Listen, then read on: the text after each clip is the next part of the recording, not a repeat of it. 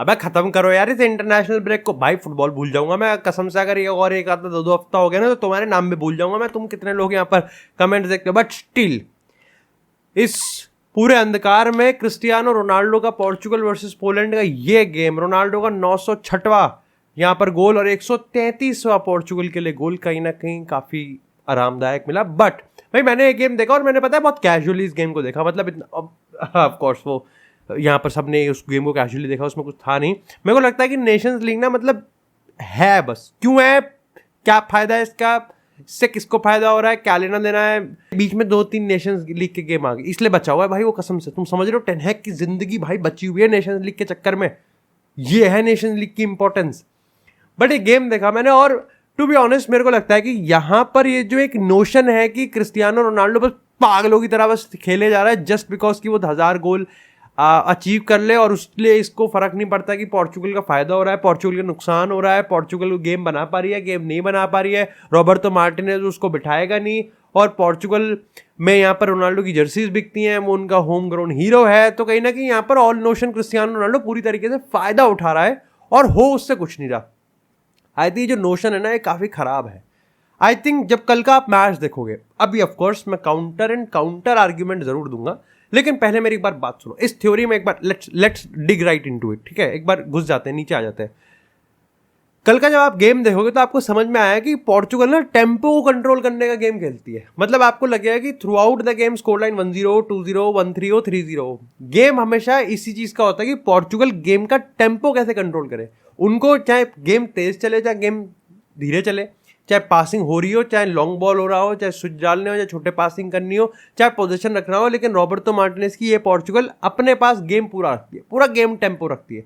Cristiano Ronaldo drop करता है, Cristiano Ronaldo wing पे आता है, क्रिस्टियानो रोनाल्डो पीछे आता है, पासिंग करता है, रन्स बनाता है, अब अच्छे पेनल्टी बॉक्स में पोचर वाला काम करता है। तो वो सारी चीज़ें आपको देखने को मिलती है। फिर आपको रूबन नेवेस की बात करें, पेड्रो नेटो की बात करें, आपको ब्रूनो फर्नांडिस की बात करें, बर्नार्डो सिल्वा की बात करें, इन सबका आपको एक कॉम्बिनेशन देखने को मिलता है जो कि ऑफकोर्स ये होता है कि पोर्चुगल छोटे पासिस लाइक 1-2 बहुत ज्यादा करती है और 3-4 प्लेयर्स का यूज करके करती है एक ही स्क्वायर में, and then they switch the ball. फिर इतना क्रिस्टियानो रोनाल्डो आता है, वो क्रॉस डालते हैं। ये इनका प्रॉपर गेम था।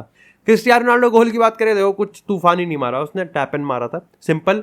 कोई अगर उस रोनाल्डो के गोल की तारीफ करा विदाउट एक्चुअली मेंशनिंग राफेल लियाओ, मतलब उसने गेम नहीं देखा, वो देख के आ रहा है हाईलाइट्स और गोल्स। राफेल लियाओ पता है एक ऐसा प्लेयर है, राफेल लियाओ एक ऐसा प्लेयर है भाई जो मेरे को सीरियसली ऐसा लगता है कि भाई इसकी तारीफ तो बहुत होती है कि एसी मिलान में तोड़ देगा फोड़ देगा। अबे जब भी मैं इसको देखता हूँ साला गेम क्यों नहीं खेल पाता। अच्छा, और ऐसा होता है पता है, मेजोरिटी ऑफ द गेम्स में तो ऐसे ही होता है कि मैं जब भी राफेल लियाओ को देखने के लिए इंटरेस्टेड होता हूँ, एक्साइटेड होता हूँ, चाहे चैंपियंस लीग के हाई फ्लाइंग गेम्स होते हैं, या सीरिया के बॉक्स ऑफिस क्लैश होता है, या फिर पोर्चुगल गेम होता है, साला हक देता है। कल भाई रिवर्स था बिल्कुल। मतलब राफेल लियाओ को मैं एक्सप्लेन नहीं कर सकता। मतलब वो होता है ना, ट्विटर पे वायरल वीडियोस होती हैं कि एक ने 40-50 यार्ड भाग गया और वो खत्म कर दिया उसने और गोल मार के, और उस पर फिर 5-6 मिलियन व्यूज आए थे।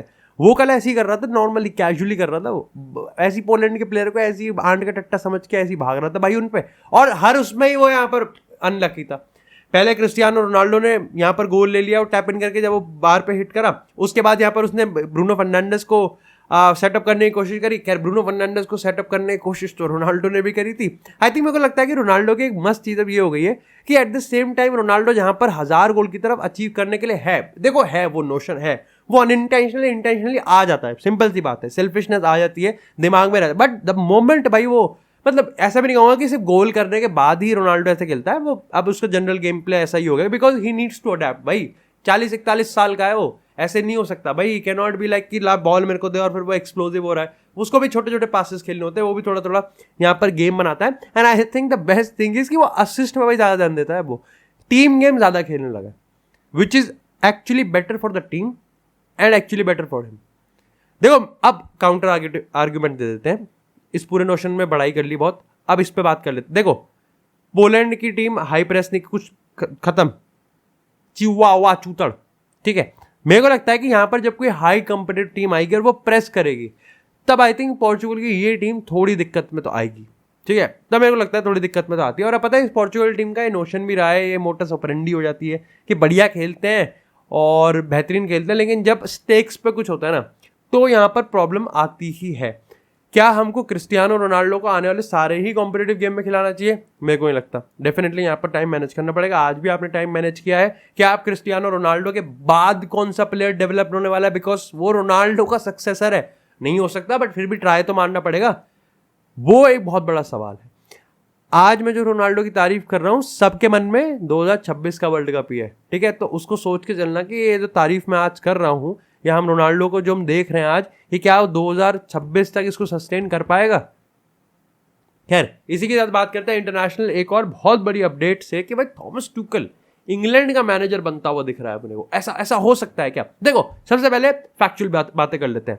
अभी तक यहाँ पर जितने भी उन्होंने एप्लीकेशन ली थी, अभी तक किसी से भी इंटरव्यू नहीं लिया। इस चीज को टेलीग्राफ ने कंफर्म करा है, ठीक है? एंड जिस खबर से अपडेट आ रही है जर्मन बाइल्ड, उससे टेलीग्राफ बहुत ज्यादा, आप कह सकते हो कि लाइक रिलायबल है।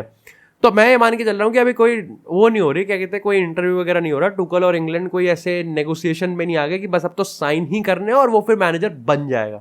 I think it's more of यहाँ पर एक आइडिया है, या फिर आप कह सकते हो कि किसी ने पकड़ ली होगी सारी टुकल की फाइल। कोई ऐसे किसी भाई साहब ने, कोई वर्कर ने काम करते हुए यहाँ पर टुकल की फाइल लिख ली हुई, अच्छा ये टुकल की फाइल भी है, तो यहाँ पर हवा बन गया कि हाँ भाई टुकल ने भी अप्लाई कर रखा है। एंड यहाँ पर इंग्लैंड में इंटरेस्टेड होगी, किसी ने अंदर के सोर्स ने बता दिया होगा कि भाई टुकल की फाइल आई है और इंटरेस्टेड है अंदर। देखते हैं आगे क्या बात है, लेकिन इसके आगे मेरे को लगता है कोई बात है। अब ये तो मैं कह रहा हूँ कि ऐसा हुआ होगा तो बहुत बड़ी बात है। आई थिंक टुकल वो मैनेजर है जो कि इंग्लैंड को चाहिए। इंग्लैंड को अब एक ऐसा मैनेजर चाहिए जो कि टॉटनम को बहुत टाइम से चाहिए था। जैसे टॉटनम ने यहाँ पर जोसे मोरिनो को लेके आए, जैसे टॉटनम यहाँ पर एंटोनियो कॉन्टे को लेके आए, ठीक है? अब देखो, ये चीज क्लब में करना it's not that easy. International football में करना इट्स इजी, बिकॉज सी आपका टूर्नामेंट आएगा 2 महीने का, ठीक है? आपके पास कोई ट्रांसफर बकचोदी तो है नहीं, ठीक है? और इंग्लैंड है, इंग्लैंड के पास squad pool one of the best है, if not the best. Thomas Tuchel ऐसा मैनेजर है जो अटैकिंग फुटबॉल भी खिला सकता है, जो डिफेंसिव फुटबॉल भी खिला सकता है, वो फॉर्मेशन में चेंज भी कर सकता है, सिस्टम को भी करा सकता है। लेकिन सबसे इंपॉर्टेंट बात जो कि हर कोई इंग्लैंड का फैन और उनके प्लेयर्स के फैन सुनना चाहते हैं, वो जितवा देगा। नंबर 1 जब होता है ना कि आप इंग्लैंड को कैसे सुधारोगे, तो लिखे होगा 3-4-2-1 की फॉर्मेशन में बेलिंगम को सुधार दूंगा, फोर्डन की पोजीशन कर दूंगा, ये कर दूंगा, वो कर दूंगा, फलाना कर दूंगा, मुट्ठी मार दूंगा। लेकिन थॉमस टुकल नंबर 1 पे लिखेगा मैं जितवा दूंगा। ये है, कहेगा पहले जीतेंगे, ऐसी टीम बनाऊंगा जो जीतेगी, उसके बाद बाकी के काम होंगे। फिल फोर्डन और बेलिंगम को लेके और कोल पाल्मर को लेके अगेन वही है कि बीच में कौन खेलेगा, एंड आई थिंक वो फिल फोर्डन को साइड कर देगा, कोल पाल्मर को बीच में खिलाएगा, फिल फोर्डन जैसे उसने मूसियाला के साथ करा था यहाँ पर आप बायर्न में। बेलिंगम को पिवट में खिला देगा डेक्लन राइस के साथ, साका को और ट्रेंट आर्नोल्ड को यहाँ पर वो विंग बैक खिला देगा। लेकिन ये सबको मोस्ट फेमस है चेल्सी वाली 3-4-2-1 फॉर्मेशन। यहाँ पर पाल्मर और फिल फोर्डन 2 नंबर 10 हो जाएंगे और हैरी केन यहाँ पर फॉरवर्ड हो जाएगा।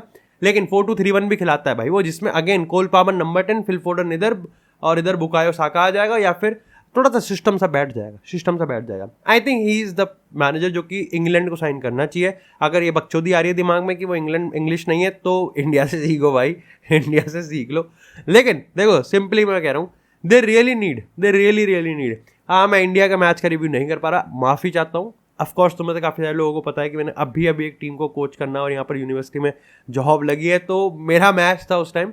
और उसके बाद फिर इवेंचुअली ये सब थकान वकान के चलते फिर मैं IIT रुड़की चला गया। बट लाइक नो एक्सक्यूजेज, मैं तब बनाऊंगा जब मैं देख लूंगा। अभी मैंने मैच नहीं देखा, और अपने देश के मैच में तो क्या ही काम चोरी करनी, तो देखेंगे तो प्रॉपर देखेंगे और फिर प्रॉपर बात करेंगे उस पर। इसी के साथ बात करते हैं यहाँ पर किलियन म्बाप्पे की। भाई एम्बाप्पे की तो ली जा रही है, लेकिन इसमें ना बहुत इफ्स एंड बट्स हैं।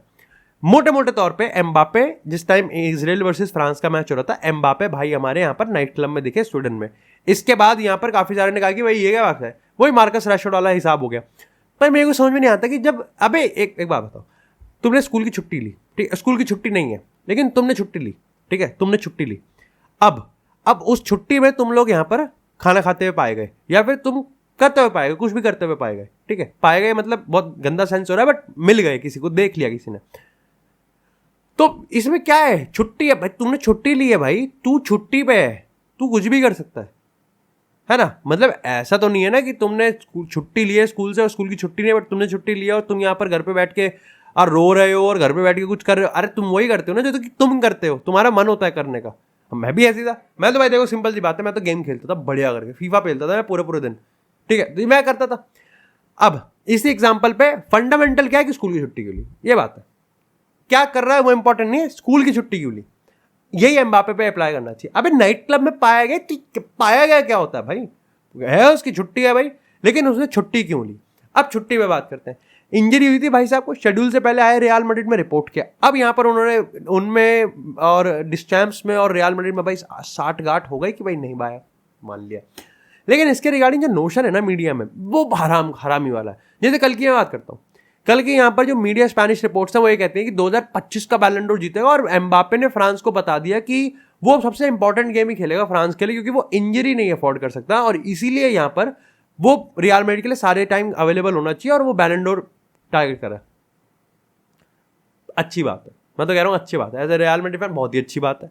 ठीक है, कोई सपने देख रहा है 2024 का बैलन डोर इधर आ जाएगा, 2000 उधर चला जाएगा, बहुत बढ़िया बात है। हाँ भाई, लेकिन जो फ्रांस का फैन होगा या फिर जो फ्रांस का बंदा होगा, तो उसको बताना उसकी नेशनल टीम का तू कैप्टन है, उसको कैसा लगेगा। इमेजिन अगर सुनील छेत्री कल को कहते कि मैं तो बेंगलुरु एफसी से खेलूंगा, तो इंडियन नेशनल टीम के लिए मैं सारे इंपॉर्टेंट मैच खेलूंगा भाई, ये नहीं खेलूंगा मैं, हमारे तो होते ही नहीं है मैच। पहली बात तो मेरे को बुलाता नहीं है टूर्नामेंट में, उसमें भी फ्रेंडली होती है। ठीक है, फ्रेंडली में भी सुनील छेत्री कल को आके कह देते हैं कि भाई नहीं मेरे को बेंगलुरु, तो कैसा रिएक्शन मिलता। ये प्रॉब्लम है कि एक तो मीडिया साली हरामी है, ऊपर से अगर एम्बापे इसका आधा भी सच है ना, तो एम्बापे तो और ही चूतड़ आदमी है। एंड आई थिंक ये चीज को मेक श्योर करनी पड़ेगी कि भाई ग्रीजमैन से कैप्टनसी लेके आपने उधर दी है। ठीक है, और फ्रांस में तो देखो है, कोई नहीं बोलेगा, सबने ऑफकोर्स एक गेंदूजी आ गया और आडू पांडू आ गए, वो सबके सब कहेंगे एम्बापे हो कि नहीं एम्बापे बहुत देश प्रेमी और ये फलाना, सबको पता है कि सबको अपनी जॉब खतरे में नहीं डालनी, तो सब एम्बापे की तरफदारी करेंगे। एम्बापे पे इतनी पावर है, एम्बापे पे इतना वीटो है भाई, एम्बापे पे इतना कंट्रोल है। एंड स्टिल यहाँ पर अगर फ्रांस का कोई बंदा होगा तो कहेगा कि यार मेरा जो कैप्टन है, जिसको इतनी अथॉरिटी दे रखी है कि वो किसी को बाहर कर सकता है, किसी को अंदर ला सकता है, वो कहेगा कि नहीं भाई मैं तो रियल मैड्रिड के गेम्स खेलूंगा। और रियल मैड्रिड कोई दूध की दुल्हन नहीं है, होता कोई भी नहीं है, होता दूध का दूल्हा कोई भी नहीं है। We are just talking about ethics की बात आती है। और एम्बापे और ये नोशन कि मैं 2025 का बैलन डोर जीतूंगा, अबे भाई 24 में खेल ले पहले ढंग से, 25 का तो जीत लियो बाद में। इसी के साथ बार्सिलोना की बात करें तो भाई लमीन यमाल को यहाँ पर लिंपिक करता हुआ पाया गया, बट इंजरी नहीं है जितनी रिपोर्ट्स मैंने पढ़ी हैं।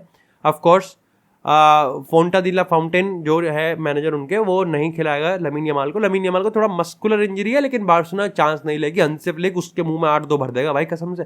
लेकिन यहाँ पर गावी ही लेके क्रिस्टेंसन को लेके अभी यहाँ पर मामला थोड़ा सा डगमगाया हुआ है कि भाई कब आएंगे, शेज़नी कब प्रिपेयर्ड होगा।